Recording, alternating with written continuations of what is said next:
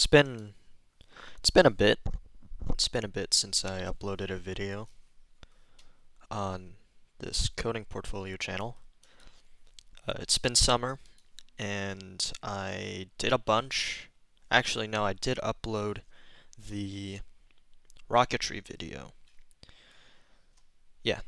Well, anyways, uploaded the rocketry video. I guess that was the one thing. I haven't actually coded in a while. So, for the data science project, I had planned to make a transportation simulation called viatorum. And I made the first iteration of it. I was kind of lazy, so it was non-graphical, purely well, not really mathematical, purely like algorithmic. And it was just basically a queue that spawned random. It was just a one-way street queue, basically. I just used Java queues. And that's not really the most visual or useful in terms of data collection. So I finally strapped down and took a look at and started writing down plans for an actual visual um, simulation. So instead of a one-way street and just calculating how many cars go in and out, it's actually going to be an intersection, seeing how fast intersections are compared to roundabouts. And this is my first time really doing like a actually, well, no, never mind. So, yeah, I just started writing this stuff down, and this is what I have after a few hours. It doesn't look like much, but it is. Yeah, it's not that much, but anyways, it doesn't look like much because it's not that much, but it's more than you think because first of all, I'm actually using Archie, the game engine I made, if you recall. Actually, this should be Archie 2. Yeah, well, anyways, yeah. I'm using Archie 2 as my engine. It just does all the scenes and the graphics for me, which is very useful in the component system, composition system. It just makes everything easier, honestly. So I'm using that. Very happy that I haven't had any trouble with it so far. It means that that project was successful. And so far I just did, if I go into the intersection drawer, you can see it's just some code that drew the street lines for me algorithmically, so I didn't do it manually. So yeah, there's that. And then with the path, so each street is going to have a path. We drive on the right side of the road in America, so there's going to be a path that starts at the bottom and goes up. I'm not sure if you can see my cursor. Basically, that's what these red dots represent. It's just each block. So a car can be in this block, or it can be in this block, or it can be this block, or it can be in this block. Otherwise, it's in transit either in between these or it's within the intersection, in which case it's going to have to path find the next path. Or it's not, yeah. So the way I'm doing this is I'm basically splitting up the path finding or a car's lifetime into two parts. There's the first path, so where it enters. So let's say it comes in from the left right here. So it enters in is the first path it goes through, and then stops at the stoplight or yeah, whatever. If it's green, then it goes to the intersection, and then this is the pivot point, right? So before it goes to the intersection, it figures out which way it needs to go. So if it needs to go up, and if it needs to go up right here, then it's going to find the point in the intersection where it needs to pivot, because I'm not gonna like do a curve. That's just not gonna work. So it's gonna pathfind. It's gonna figure out, okay, I need to go here, so it's gonna go here. It's gonna pivot, and then it's gonna enter the new path, where once it reaches the block over here, it's going to go, okay, then final destination is over here. Up here, and it's going to leave.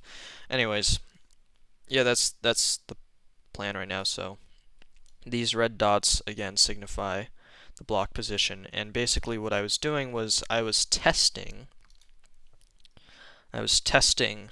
the path finding library, if you will. It's not like an actual library. I mean, it's more just a way to get the next position in the path, right? So you can see that this is a path component, and this path component will just be attached to the like the general street object, and a car will follow one of these paths, but in order to get its next destination, the next place it can go, I was just testing out this method right here. And essentially it's just you get the block position by passing in which block on the path you want to go to. So if you're on this path, which goes to the right, if you put in 1, it's going to show this position. If you put in 2, it's going to show this position. If you pass in 4, block 4, it's going to get you this position. Yeah, that's it. That's absolutely it. So, yeah. Actually, you know what? I'm going to test out the other avenues. I still haven't done the vertical ones. Oh yeah, so I opened up Fusion 360 just to show you. I designed the avionics bay for the next rocket, which we currently do not have a name for. Originally, I designed this for a 3-inch diameter rocket with 5 inches of space, and I somehow got it down to 4.3 inches. But then we decided to change and pivot, and now we are going to a 4-inch rocket with 10 inches of space. So this is massively over compact by a lot. It didn't need to be this compact, but I already designed it and I'm proud of it, so we're going to use it anyways. Now, what this does allow me to do actually is design a camera system for the rocket, which I am very excited for, because, you know, it would be cool to have a camera on the rocket. And we're currently going with the run cam split. I'm not going to bore you with the details, but I think they pulled right before we ordered it, they pulled the model that we were going to use, so now I got to figure that out. But yeah, we're just Blue Raven right here, featherweight over here, easy mini, a battery, and then 3 2S lipos, or actually 1S lipo, my bad. Yeah. Oh, and a RDF beacon. I believe it's UHF like 120 or something. Right, so this is Big Brain because it's the brains of the rocket, and then I'm now designing a new sled called Small Brain. I technically it should be called like Eyes or something. I don't know, because it's the camera, but whatever. Anyways, let's get back to this. I want to test whether the vertical paths work. So if let's just refer to this picture right here. I really gotta label this better. But now we're gonna do, okay, what happened here? Let's go down. So now let's do, this is Avenue 1. That's just what I labeled it. We'll create a new path. There's only ever gonna be 4 paths, so whatever. I know this isn't like the cleanest, but there's only going to be 4 paths. Or, sorry, technically 8. I'm in 4 avenues. Anyways, new vector 2y. And let's see. Sorry, I'm blanking for some reason. So we're going to new path, new new vector 2i, it's going to take in the starting block position, the ending one. So let's do for this one avenue 1, and this one is going down. Alright, so the starting position is 330, comma 30, and the ending position is 330, comma 180. Cool. So now we can do another path. This one's going to be avenue 1 up, and the starting position is going to be no, it's not going to be 330, it's going to be 330 plus 60, which is 390, comma 180. And then the ending position is going to be, what's it going to be? 390, comma 30. Cool. Let's run this, see if it works. Please tell me. It works-ish. Didn't work on the top. Alright, well, let's fix that in a second. Let's do the bottom path. Alright, new path is going to be avenue, what's this?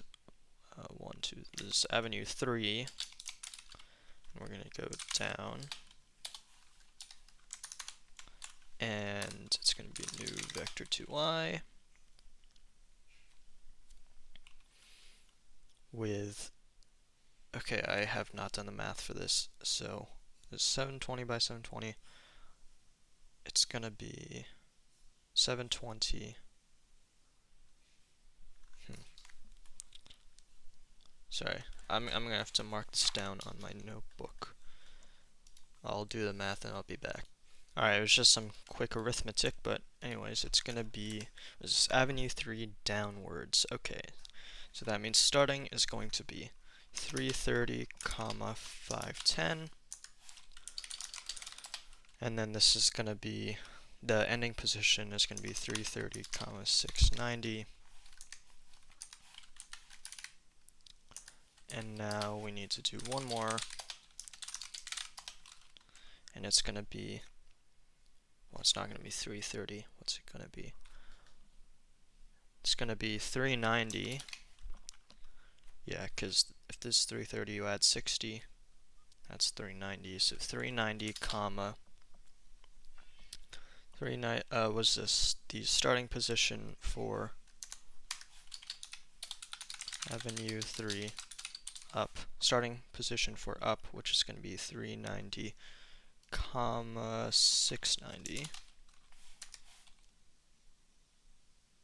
And then it's the ending position is going to be 390, comma 510. Cool. And I believe that's it. Let's run this, see what we did wrong. This one's right. This is right. This is right. Oh wait, actually, this might not be right.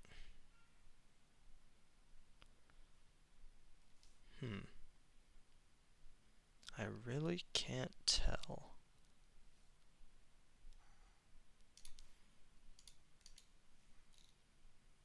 Let's do this.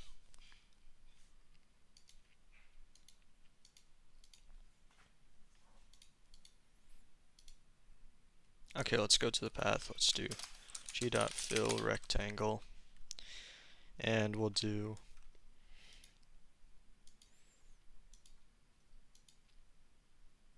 crap, 1 second. Let's do this. Okay.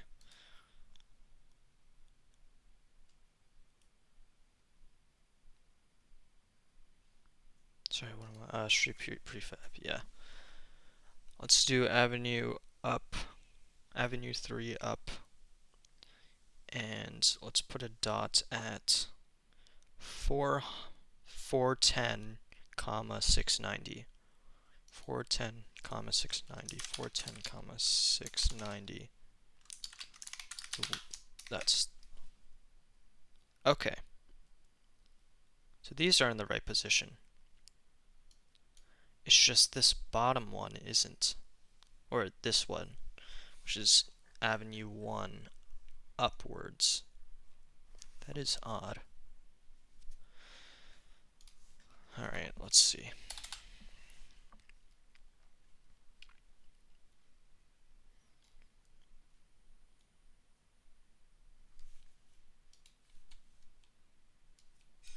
So in this case, starting block position is gonna be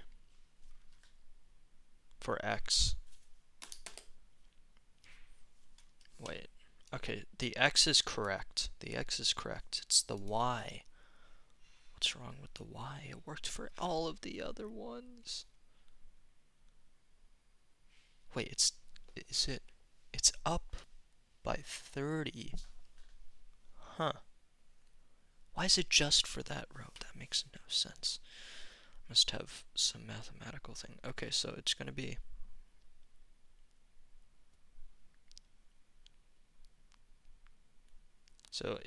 on line 39, by the way, which is this right here. I can zoom in. I know YouTube removed 4K for regular.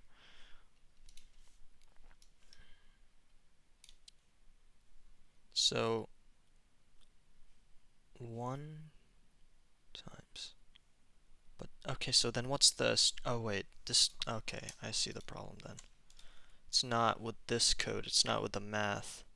It has got to be. So this is what? Avenue 1 up. Avenue 1 up. The y. Wait. Starting is 180.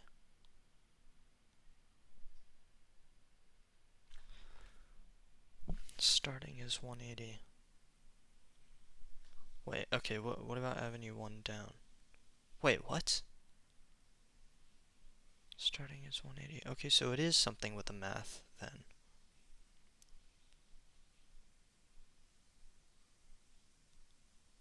$390, $390,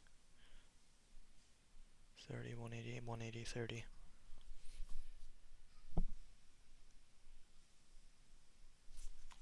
Okay. So for passing in 30 and 180. So it's gonna be, let's see why, this is gonna be 180. This is gonna be 180 plus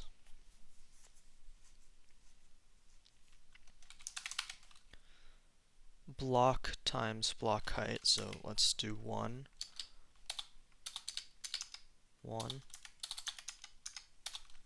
times block height, which is 60, times y path direction multiplier, which should be -1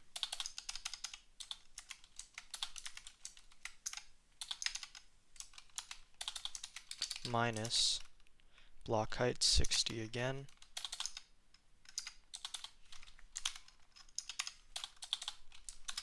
times y path direction multiplier, which should be again -1. Okay, first let's make sure that this is all y stuff. Y block height, y block height, y path direction multiplier. Okay.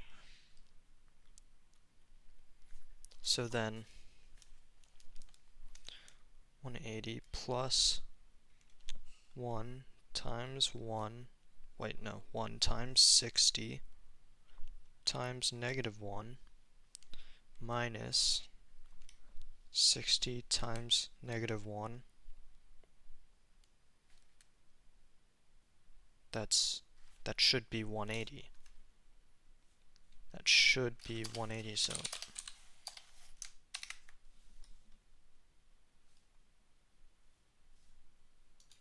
whoops.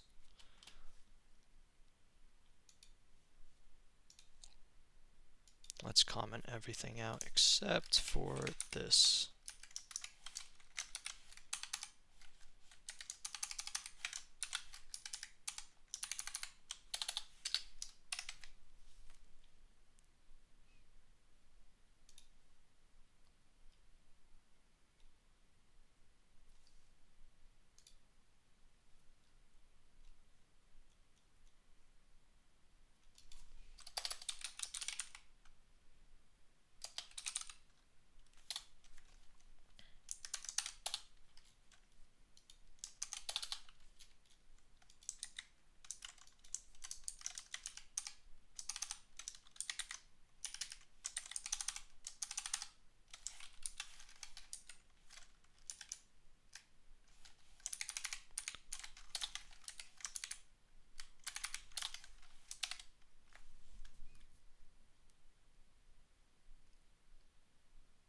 It's at 180 though.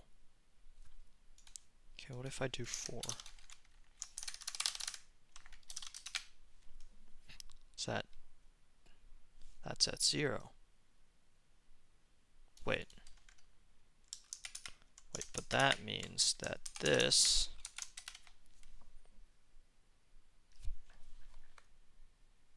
wait, 180 minus 60. Oh, wait, I must have just put in the value wrong. Wait. 30 plus 60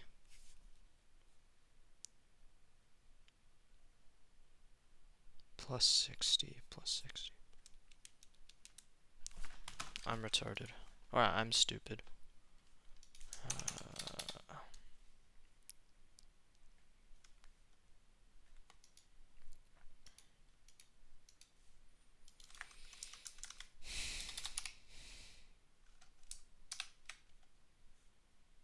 There we go.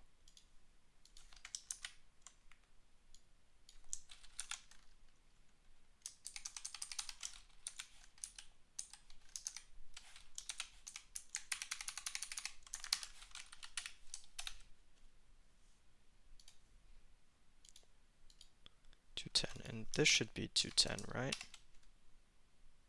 Yeah. Cool.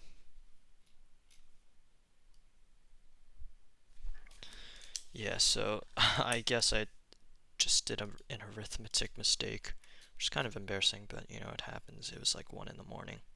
Right here, this I put 180, it should have been 110, because you can see we start at the 0, 30, 90, and then here is 150, and then this is 120. So I'm just going to cross that out.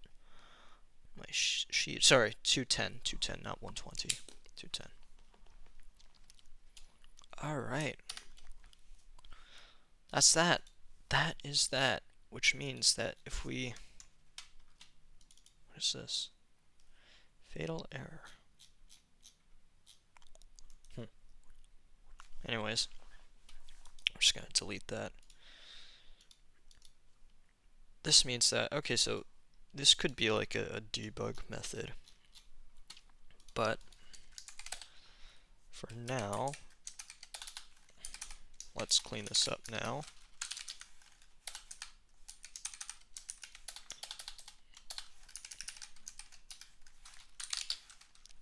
Cool.